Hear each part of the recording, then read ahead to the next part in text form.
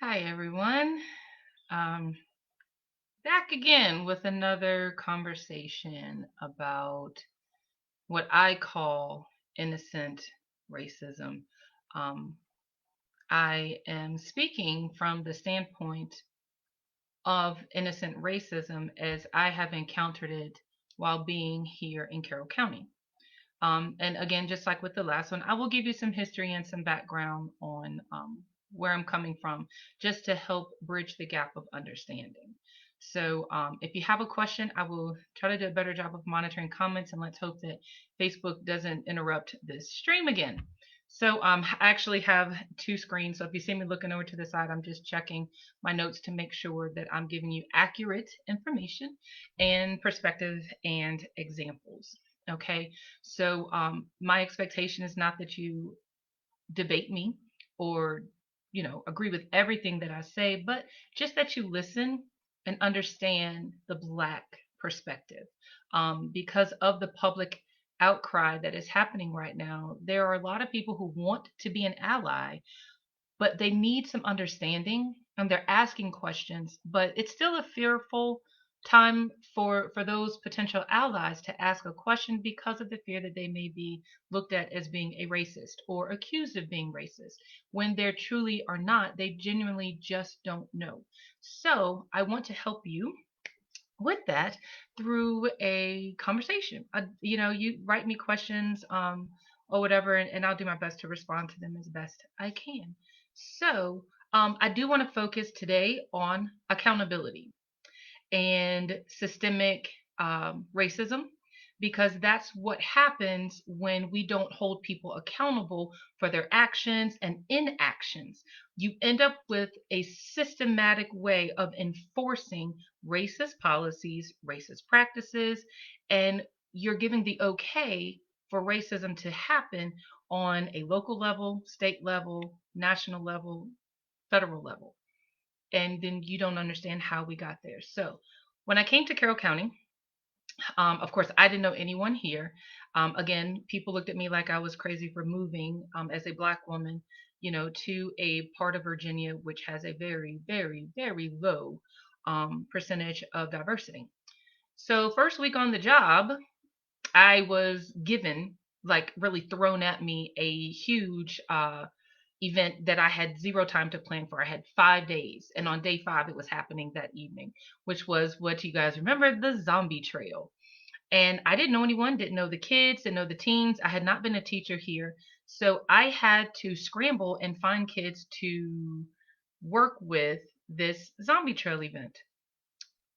Well, I did. I went to the schools. I appealed to them, if they had anyone who needed volunteer hours to please, come out, and I told them what I needed them to do.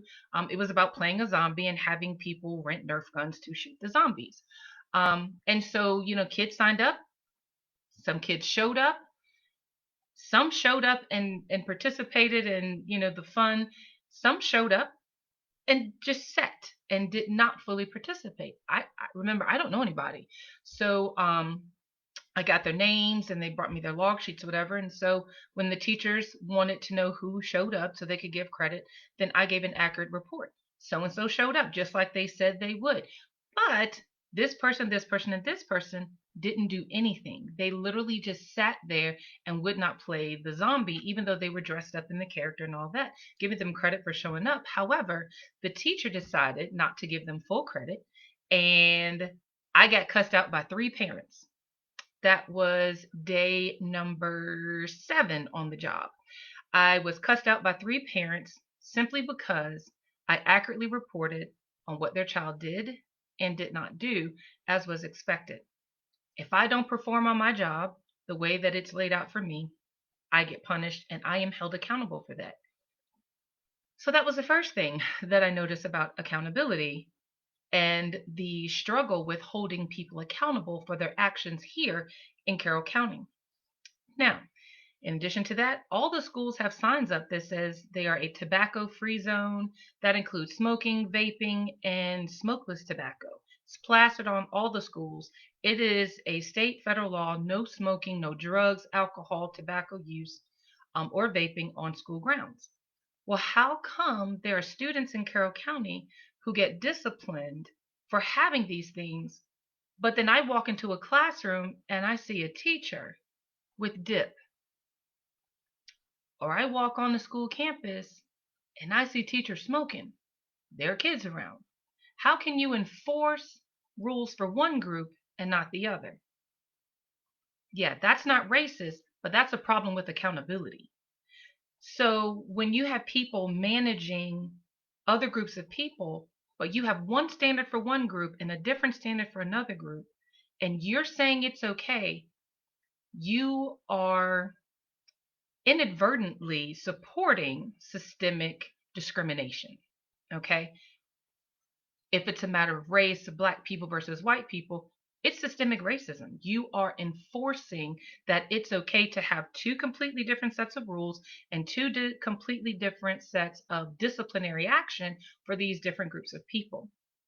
Give you another example. When I came in, it was the fall of 2015. And as camp time approached in 2016, I was being told all these stories about things that had happened at camp in 2015. And there were some teens who were sent home because of infractions, breaking the rules, doing things that they were trained not to do, and they did it openly. And, it was a lot of hurt that happened. A few got sent home, a few remained, but I was left with kids who I didn't know very well, but they wanted to go back to camp. And so I had a panel of three people. Why? Because I knew that I needed to have an outside view of these children because the community knew them. I didn't know them. So I had a panel of people who interviewed, talked to, discussed. They made recommendations to me as to who they recommended to allow or not to allow. I felt safe in depending on the community stakeholders for this. But those kids who were not invited to return to campus counselors, I got a lot of flack from parents of those children.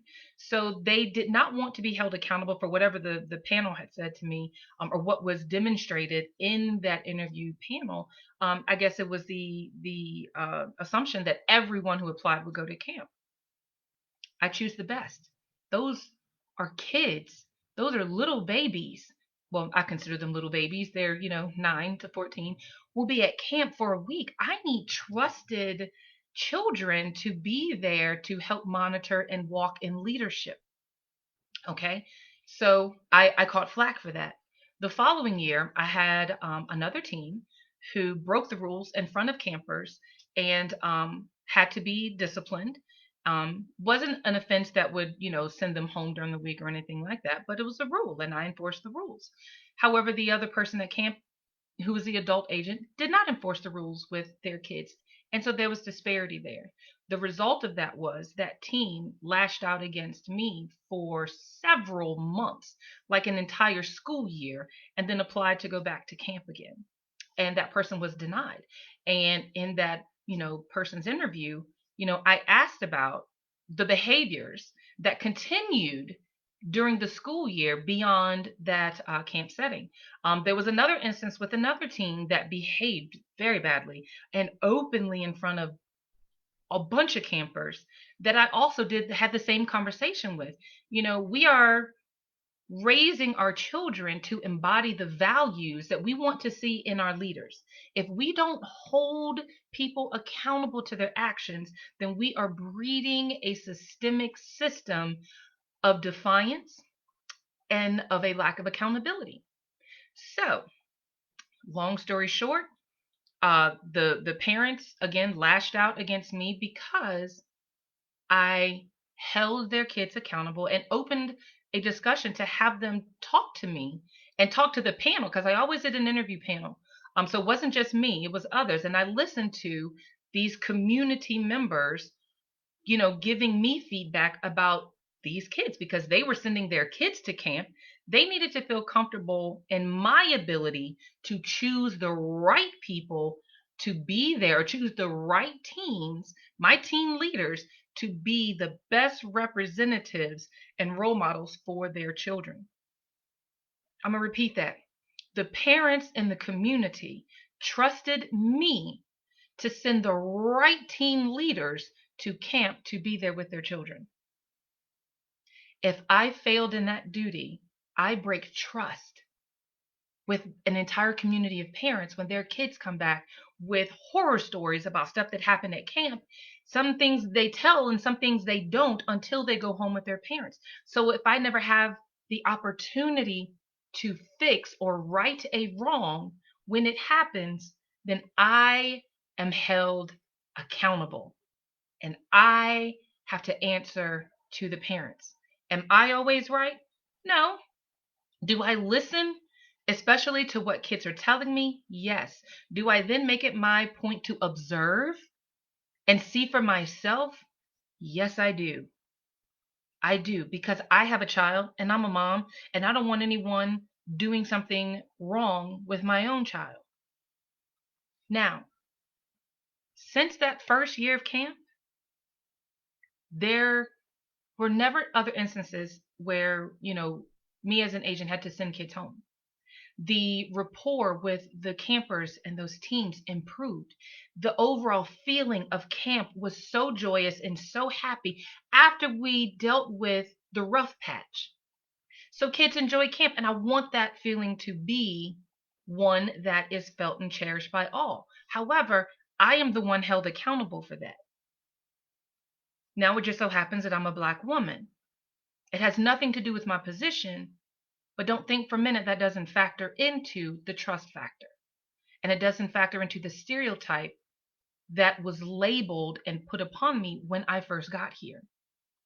In the midst of being cussed out by parents, in the midst of other agents in Southwest Virginia working against me, spreading lies about me, doing things to hurt me as an agent and to hurt my position in the county, not once did I raise my voice. Not once did I cuss them back. Not once did I do the whole stereotypical Black girl thing with the neck rolling and not once, because I knew that I was going to be labeled the angry Black woman.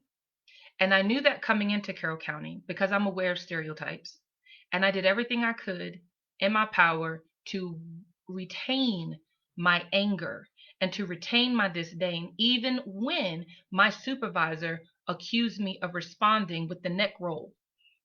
The third time that he insinuated that I did that, I called him out and I asked him, I said, who has ever complained that my speech to them when I'm being berated, belittled, and cussed out was anything but professional and respectful? Not a single complaint ever. Have I said things that were probably wrong and ill informed? I'm pretty sure I have. I'm human, I make mistakes. However, I do go back and try to correct my mistakes when I realize I made a mistake, and I own it. I hold myself accountable for that. Matter of fact, just yesterday, I was, I'm dealing with some emotional stuff, and I responded to someone on Facebook, and I responded to them because I thought that what they had written was something other than what they had written. And I took a racist approach to it, and I rebuked the racist approach to a very simple issue. But I was wrong. I read racism into their post, but it was not there. And as they were trying to tell me that they didn't say anything racist in the post, I wouldn't listen. And it wasn't until I stepped away because I had other stuff going on. And I came back and I saw all these different things listed on Facebook, yada, yada, yada. And I went back and reread the original post and realized I was wrong. So, what is my responsibility for when I'm wrong? I apologized. I acknowledged what I did wrong. I apologized. I asked them to accept my apology. And then I corrected myself publicly on that Facebook page. I didn't send them a private message. I put it right underneath the post, showing the history of how I was wrong. Because not only did they see that I was responsible enough to own up to my mistake, but I was also responsible enough to apologize and self correct. Once I did that, I didn't see any other posts up there about the original post. Some other things came out in the post, that were implied but not directly stated. But again, you can also read bias into that. But sometimes that's all it needs, is to be held accountable. If you cannot be accountable to yourself, then someone else needs to be accountable, or you need to be accountable to someone else. Someone else needs to hold you accountable for your actions. But when we don't hold people accountable for their actions, we as a society are saying it's okay to do this. When you're in the presence of someone who makes a racist comment or tells a racist off color joke, they need to be held accountable for that. You have the right to speak up if you don't agree with it anyway, and say that's racist and that's offensive. You should not say that, and I do not approve of that. I mean, that's simple. It's the truth. It's honest. It's direct, so that they understand you're not joking. When you see, we have these anti-bullying things that's up. When you see a bully, speak up against it. Speak up against domestic violence. Speak up against violence in general. But what happens nationally when we see violence against one race of people and not the other? Why are they not being held accountable? When they're not held accountable, that's when we see an ingraining of systemic racism into our systems. And that's where we are today. People keep saying, what good is the protest doing? Oh, it's just a bunch of rioters. No, that's not true. And yes, those protests have drawn a very clear look at what is systemically wrong in society. So I'm going to refer to my notes now because I don't want to get off topic about accountability and what happens when we as a society don't hold people accountable. Accountability first begins in the home. I taught my son accountability. I told my son, when I do wrong, when I tell you don't do something and then I turn around and do it, it doesn't make it okay. And you have the right to hold me accountable. If I tell you don't smoke, smoking is bad, and then you see me puffing on a cigarette and I'm vaping and I'm doing all these things, well, now you're a hypocrite. Do you have the same rapport and respect from your child when you tell them don't do drugs, but you're smoking weed, you're doing, crack, meth, popping pills, using other people's oxycontin to get high and feel, what are you modeling for your children? You want to hold them accountable, but you are not being accountable to yourself.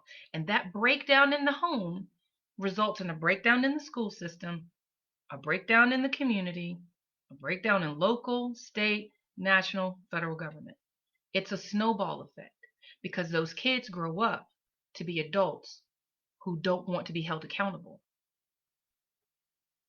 and those who won't hold their friends accountable.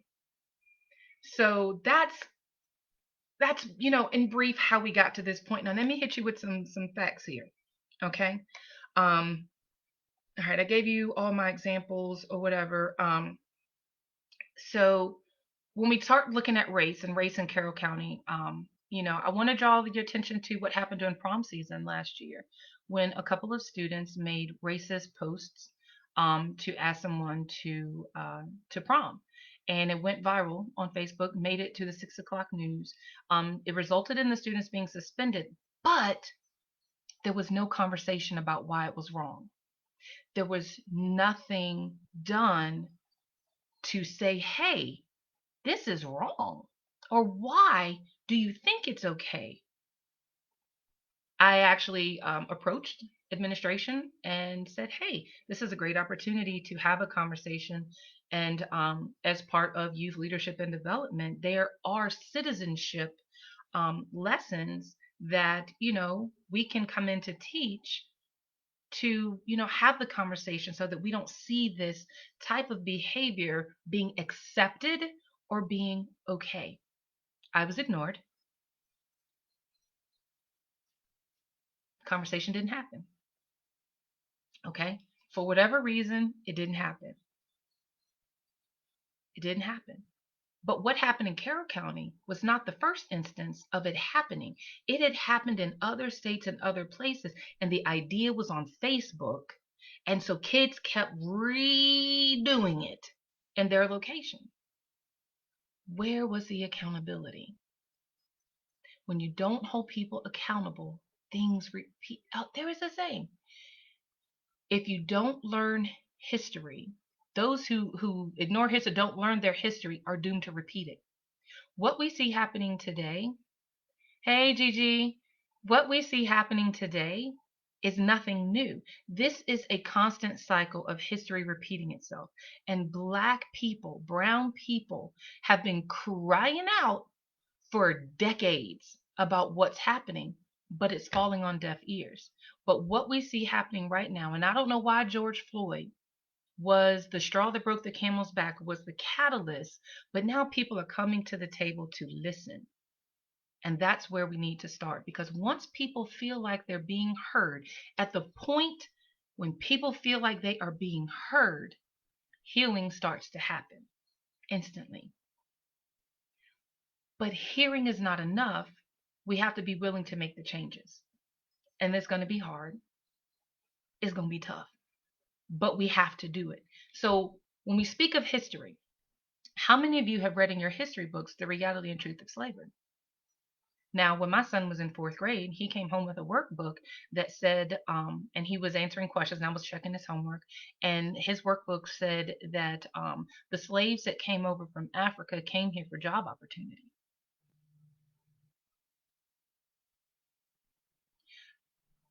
I don't know who was writing these textbooks, but that was not true. But that's what was in his history book. And I had to educate him on the reality of slavery and why those slaves are brought over here so that Southern whites could enhance and improve their economic status through plantation farming. They were forced into labor. They were not looked at as being a full person. Do we remember the three-fifths man? Was that, is that still being taught? Does that sound equitable? So do we still have that instilled and ingrained today? I'm going to put some links up after the video so that you can read for yourself to understand where we're coming from. So if you're listening to this and you're following this, then please do the extra reading, because I'm not making this up. All right. But I do want us to understand why Blacks are crying so loud right now against this systemic racism that is in our government. Okay. So this is the thing. If I go out and rob a bank, I'm held accountable and I'm prosecuted and I'm put in jail. If I go out and kill someone, then I am held accountable, I am prosecuted, and probably put in jail. But when we don't hold politicians, police officers, judges, and other people responsible for upholding the law accountable for when they break the law and hurt citizens, we are again saying it's okay to do this behavior. So when we did not hold George Zimmerman accountable for what he did to Trayvon Martin, we said it's okay for just random people on the street to assume that a young Black boy is a threat simply because he's walking down the street, and it's okay for you to pursue him even though you are advised by the police not to, and you pursue anyway, and then you kill that individual. By not holding him accountable, you said it was okay. When we allow police officers to use chokeholds on unarmed Black men and women, and then they kill them unarmed on the street, and we don't prosecute and hold those police officers accountable, you're saying it's okay to do that.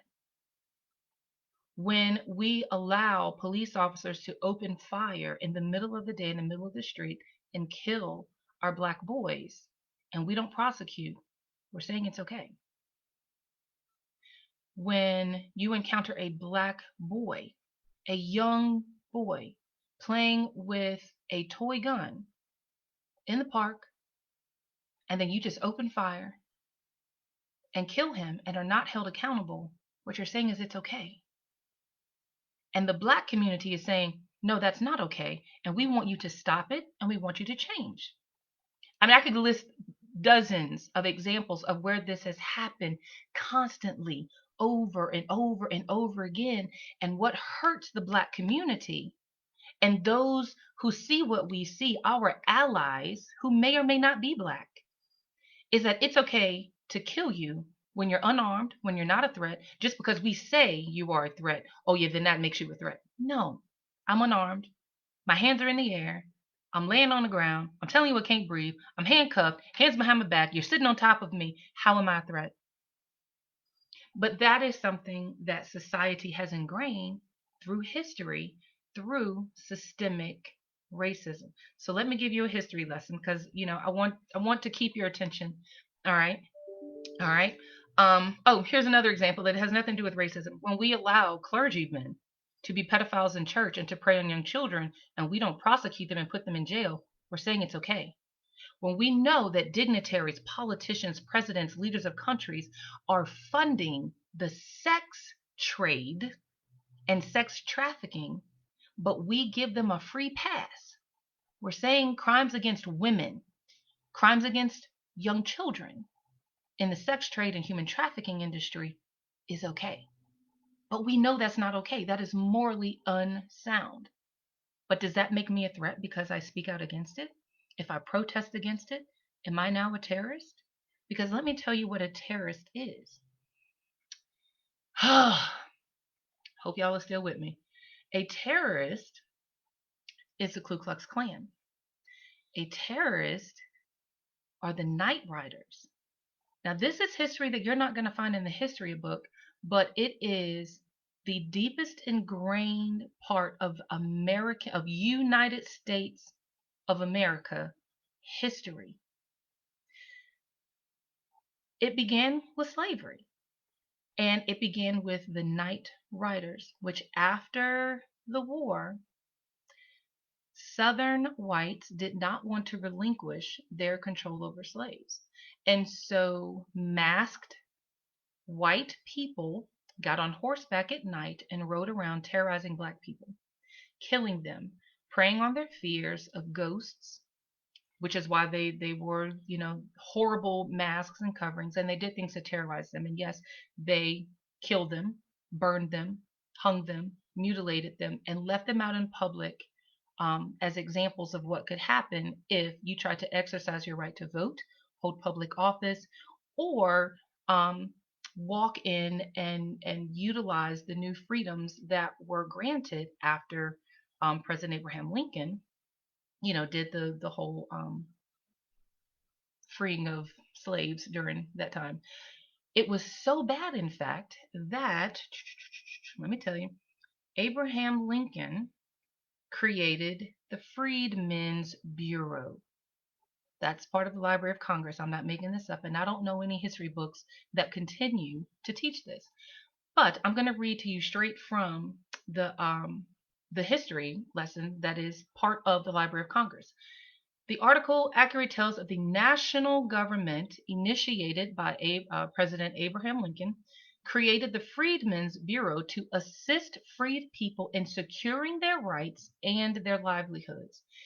Harper's Weekly, remember those? Harper's Weekly prints the Freedmen's Bureau, bureau official protecting the Black men and women from the angry and riotous mob of white Americans, and this is a picture that it's referencing, stood as a representation of the entire Bureau. Soon the Bureau and the federal government would recognize that they could not accomplish a fraction of what they set out to do, including keeping African Americans safe and free in the South.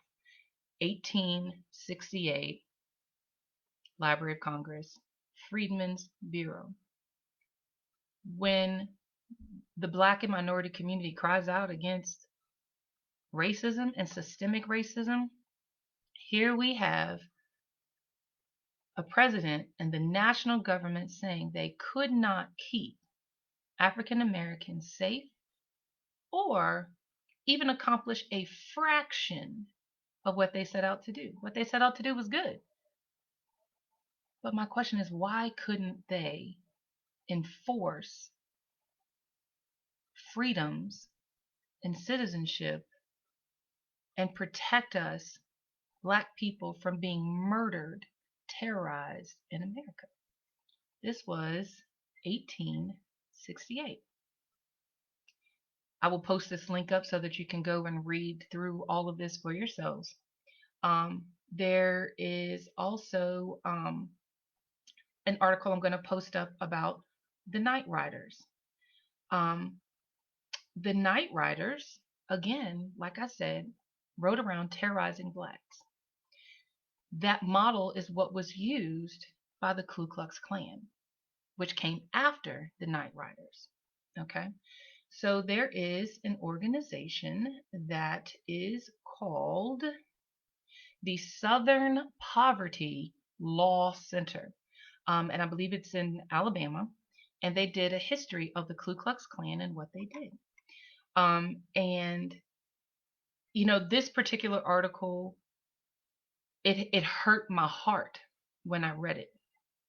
It really did. It hurt my heart because it's so accurate as to what we are seeing right now and what we have continued to see in a cycle throughout the United States history. So I'm going to read you an excerpt.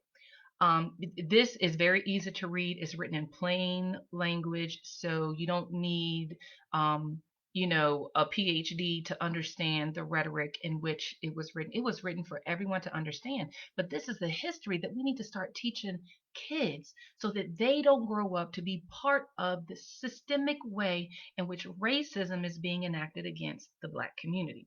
And it's all about being held accountable. So, this excerpt says, and it's right at the beginning of part 3 of the publication, and the title of that particular section is Fear and Violence.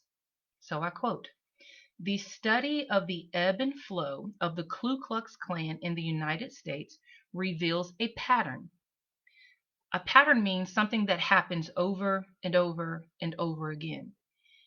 The Klan is strong when its leaders are able to capitalize on social tensions and the fears of white people. As its popularity escalates and its fanaticism leads to violence, there is greater scrutiny by law enforcement, the press, and government. The Klan loses whatever public acceptance it had, and disputes within the ranks finally destroy its effectiveness as a terrorist organization." So let me make that a little bit, let me apply that to what we see happening now. We have seen the murder, the slow murder and lynching of a Black man in the street, and now we have voices raised because more people than Black people see this as wrong. And that's a beautiful thing. It really is. However, what happened prior to this moment? We had Charlottesville, where Heather, her name was Heather, she was murdered.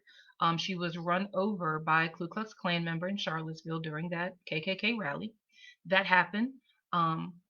We had the gun rally, and we get all these people riled up about guns. All the Democrats are going to take your guns, they're going to take your guns. And what does that do? It preys on the fear of white people. Every time there's a school shooting, what do? Prey on the fear that they're going to take away your Second Amendment right. You're not going to have the right to bear arms. You can't keep your guns. And what does that do? Unify people. And what have we seen as a result of the divisiveness and the social tensions, as it's mentioned?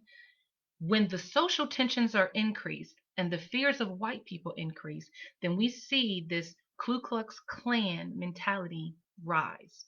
And they capitalized on that, and it's further used to divide the people.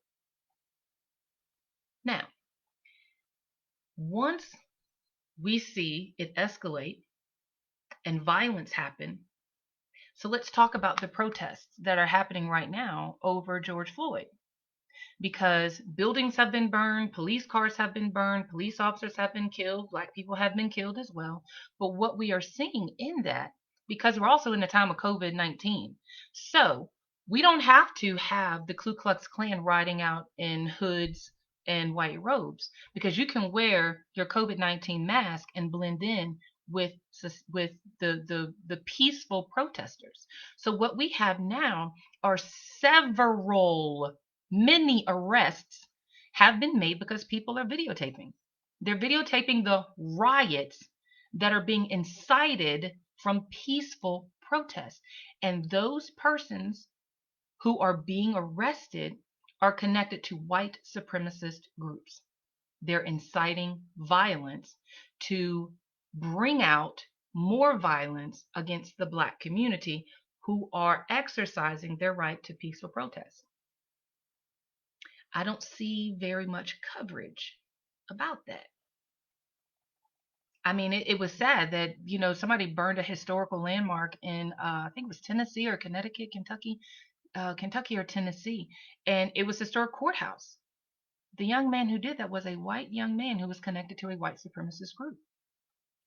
There are people going out spraying Black Lives Matter and all these racist slurs and things, hoping that the Black community gets blamed for it. But as the investigations are coming out, we're noticing that it is white supremacy groups that have infiltrated the peaceful protests and inciting violence. I mean, it's not 100% them. I'm not going to say that, but a large majority is. We cannot deny that. And this is telling you in this publication that that's how it happens. Under greater scrutiny, it falls apart. So that's what we're seeing happening right now. The US government is paying attention, and as a result of the peaceful protests, as a result of the united voices rising up together to speak out about it, we have policies that are changing, policing practices that are changing. We are now looking at behavior and discipline problems within the police ranks. Not all police officers are bad. I have family members who are law enforcement officers, okay, and I need them to stay safe. I have friends who are law enforcement officers. I fear for them. Not all police officers are bad. However, when we allow those bad ones to remain, to go unchecked, then we have a problem. And those bad apples rub off on other people, and then that behavior spreads, and we have a bigger problem. Okay, so now I've talked to you about the Night Riders, reality to Black people, the Ku Klux Klan, reality to Black people. Now I'm going to talk to you about something that's coming up. The anniversary was May 31st and June 1st, because it was 18 hours of complete terrorism by the U.S. government on a single affluent Black community in the United States, Tulsa, Oklahoma. You might hear it called Black Wall Street. It was a massacre of historic proportion that has been chronicled by the Smithsonian, by the History Channel, by everything except textbooks in schools. When we do not learn from history, we are doomed to repeat it. So what happened in Lafayette Park in Washington, D.C.? Peaceful protests, people exercising their right to be there, and the military was mobilized against innocent people. The United States government turned on its citizens for a photo op. This is not the first time it has happened. Pearl Harbor was not the first aerial assault on U.S. soil. It was actually Tulsa, Oklahoma, in the Black neighborhood known as Black Wall Street. It was a very affluent Black neighborhood. Blacks were lawyers, doctors, they had their own banks. They were very, very affluent. And what happened was horrible. The neighboring white town to Tulsa, Oklahoma, got wind that a young black boy was riding in an elevator, and a white lady was in the elevator, and she screamed. The little black boy, knowing the history of lynching in the United States, ran. The white paper published in incendiary articles, stating that the black young boy had raped this white lady in the elevator. And that created a race war in Tulsa, Oklahoma, in which angry white mobs once again took to the streets, Night Riders, KKK, and now angry white mobs in Tulsa, Oklahoma, okay? took to the streets, deputized angry white people, gave them guns, and sent them into Tulsa, Oklahoma, where they proceeded to completely wipe out every black person that they could see, men, women, children, unarmed, sitting in movie theaters in their own neighborhood that they owned. Not only did they go in, looted all the money, took every dime out of the banks. There are banknotes that the Smithsonian has showing exactly how much each family had in the bank. No reparations have been made for any of this, by the way. And then the US government dropped bombs, burned, completely decimated, and destroyed 35 city blocks in Tulsa, Oklahoma. Okay, now you see where I'm going with this? Tulsa, Oklahoma, Black Wall Street. The United States government turned its troops, its military forces, on its citizens who were living peacefully in their town. So what happened in Lafayette Park was not new. It had happened before. History continues to repeat itself because we're not talking and we're not listening to each other. When you hear your baby cry, do you not listen? Do you not try to find out what's hurting them, what's harming them? Because I know when my babies come to me in the schools when I'm there and they're telling me heartbreaking stories, my heart aches. And then I look for what can I do to help them? What can I do to create programs that are going to empower them throughout all of this? But why are we not listening to the cries of Black people? As we are saying over and over and over again, stop killing us. Just stop killing us. But there's a bigger problem because none of this has ever, no one has ever been held accountable for Ku Klux Klan stuff in the past, Night Riders, nor the bombing in Tulsa, Oklahoma. That massacre, and it is historically recorded as a massacre. Okay, a massacre, a race massacre. It's genocide of this entire 35 block Black neighborhood of affluent, law abiding Black people, based on the assumptions and the writings of a white newspaper in a neighboring town. An entire neighborhood was wiped out. There are a couple of survivors, and they have their writings. And I'm going to put the links here so you can go and read it for yourself. And I encourage you to share. So, what is all of this to do? Is to say this: we have to be held accountable.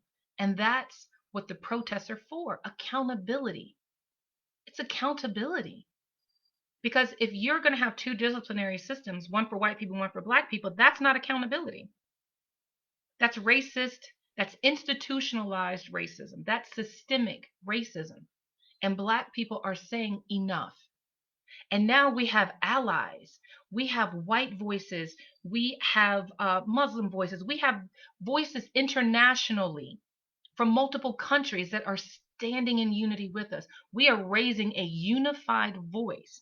Blacks, whites, Asians, Hispanics, Australians, British, French, around the world are raising the alarm.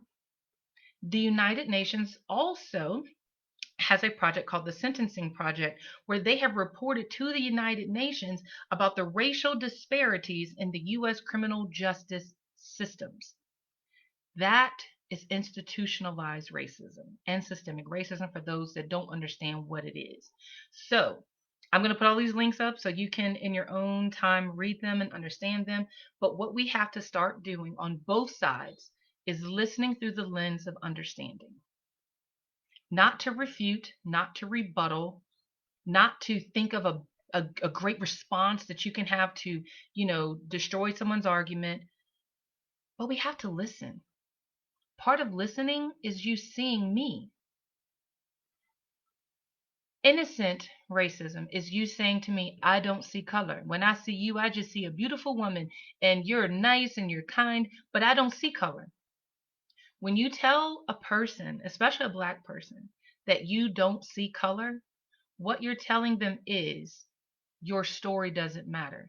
Your story of being Black in America Doesn't matter because I don't see color. So that means you take away my opportunity to share with you my experiences as a Black woman.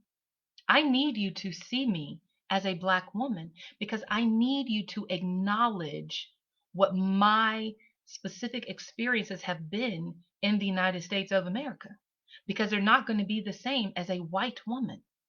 They're not going to be the same as a white man. My experiences are specific to me being a Black woman. When you see me, you think I'm a stereotype until you get to know me. When I first moved to Carroll County, everyone thought I was a city girl. I don't. I have a country twang, but I am very country progressive, is what I like to call myself because I love. And when I started raising chickens, people were in awe. And to me, you doing what? Because everybody thought I was city. Why? Because I like my high heels, my lipstick, and my eyeliner. I do. But I'm a country girl. I am straight up country. I am just as happy as I can be in Carroll County, sitting on the top of this here mountain. Okay. But you can't not see my color because that means you don't really see me.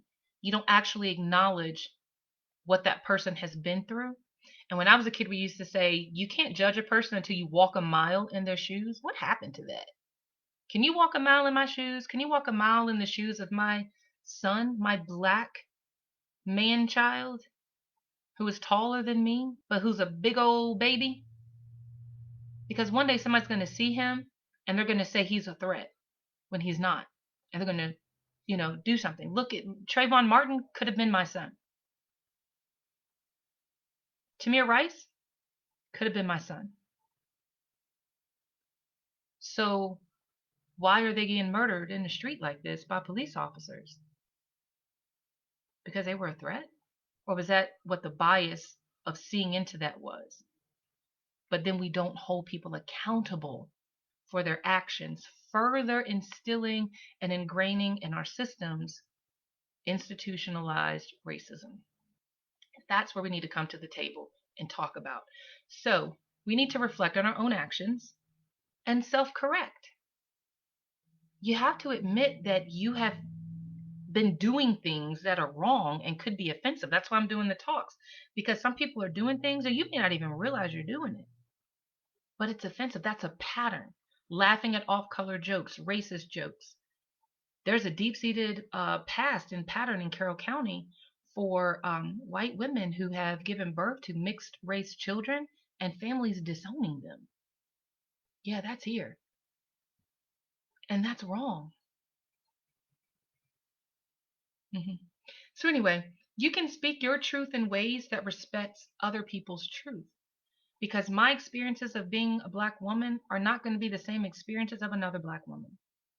But what I need you to understand is that my reality and my truth, even though it's not yours, it's not your experiences, it doesn't mean that I'm lying. It doesn't mean that your perspective is right. All we need to do is listen. Listen to me. If you find that my truth, that me not having a voice, me not having the empowerment in society is something you can help me with, you can use your privilege to help me speak up and be a voice, then I'm going to need you to do that, please. That's what an ally is. An ally is someone who speaks up for those who don't have a voice, who stands in the gap. But that also means that Black people have to allow those allies to come in and help. And that can be difficult too. So, for those of you who want to be an ally, who want to ask the questions, but are afraid because you're afraid that someone is going to label you a racist, if you want to have the discussion, call me up. I will be more than happy to have a discussion. And if I'm wrong, I will own and say I'm wrong and I will self correct because I know I'm not perfect. For the church community, is that not what salvation is? Realizing that you have been wrong, realizing that you are a sinner, and then accepting the grace to self correct and not be judged on your behaviors of your past when you didn't realize that you were in the wrong. Do we not allow that to happen for people to change, for people to have a self awareness and a realization that I'm wrong? I'm not going to persecute you for what you did in the past if You are brave enough to stand up and say, I was wrong and I was not informed or I was ill informed. I need to self correct. And as part of my self correction, I need to use my voice and my privilege to speak up for those who don't have that. And that could be the disabled. We need those curb cuts. We need more, you know, physically handicapped accessible entryways, especially in Carroll County. I didn't realize how badly it was until I broke my foot and I couldn't get indoors because they weren't automatic. I would like to raise the alarm on that, but we have privilege in lots of different ways. The other thing is look at your patterns. Does your fear and feeling threatened allow us to behave in ways that align with our true and sincere values? This is all part of that being listening for understanding training that went on today. So, these are very good points. But how can we audit ourselves for personal accountability? Okay. How can you make personal changes? Do you have patterns in your responses and reactions and words that you use that does not reflect a sense of morality, a sense of fairness?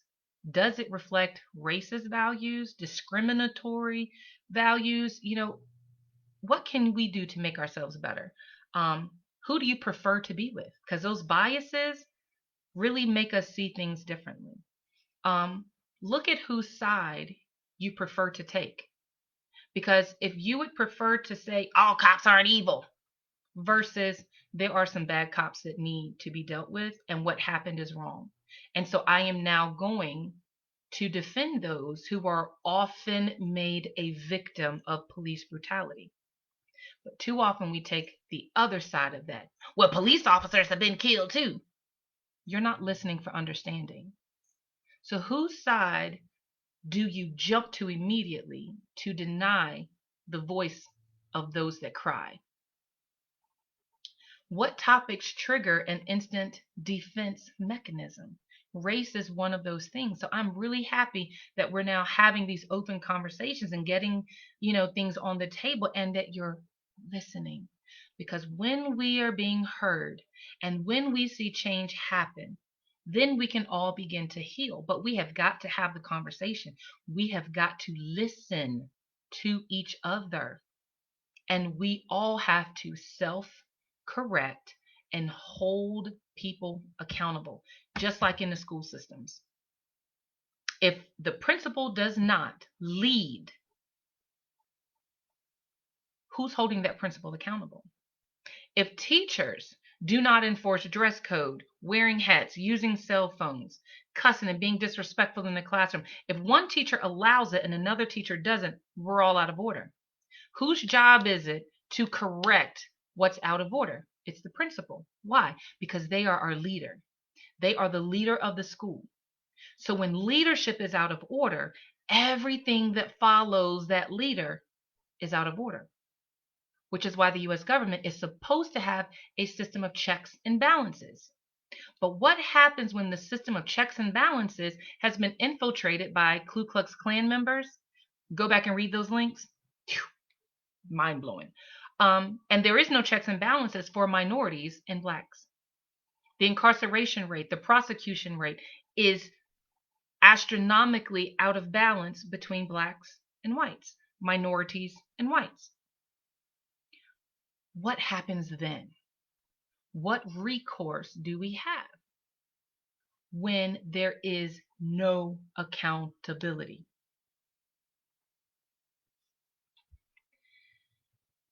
The outside world cannot change if we do not first change our behaviors and actions in our homes.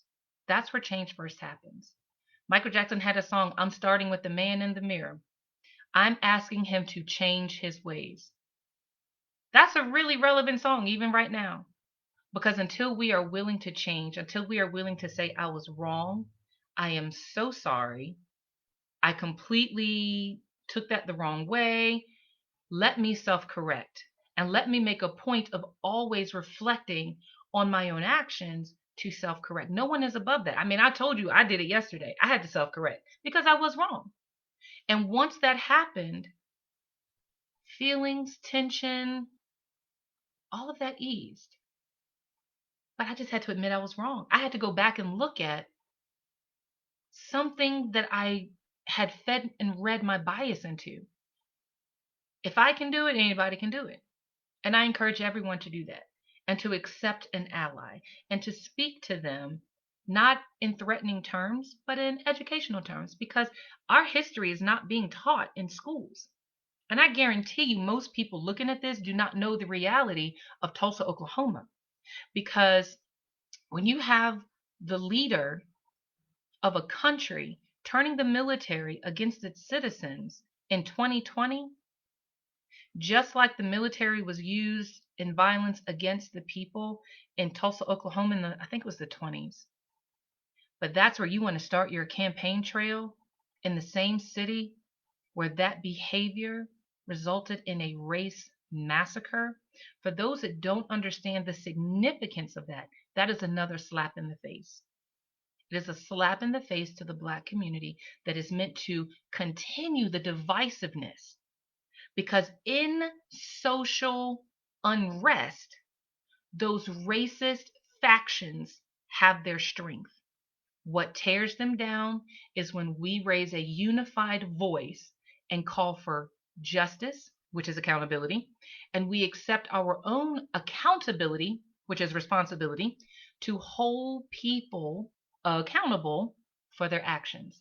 Because when we don't, we are perpetuating a system of racial biasness, systemic racism, institutionalized racism, and discrimination.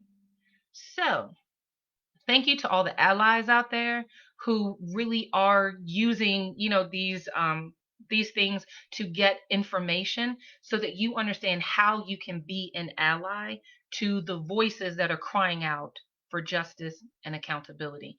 And I don't know what's going to happen in Tulsa, Oklahoma. Um, I think it's on the 19th, but it is so important for everyone to understand why that is a historic and such an important thing in history to remember.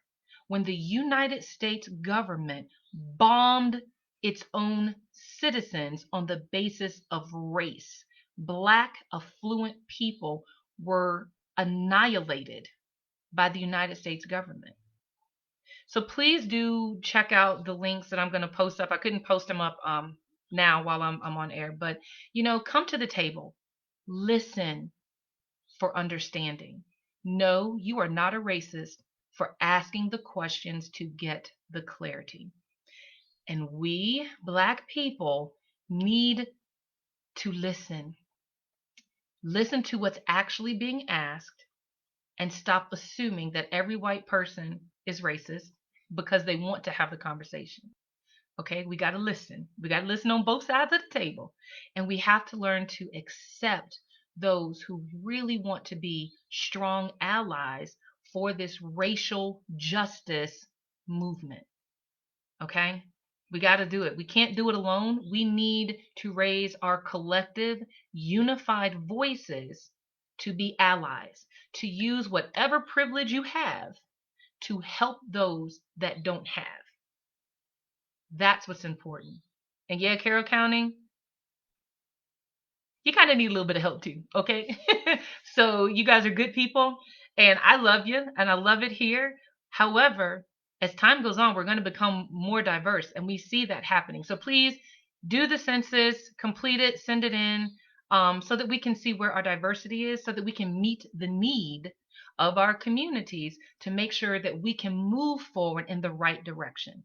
Policy changes and things, that's a step in the right direction. But we can't continue in that direction if we refuse to listen for understanding.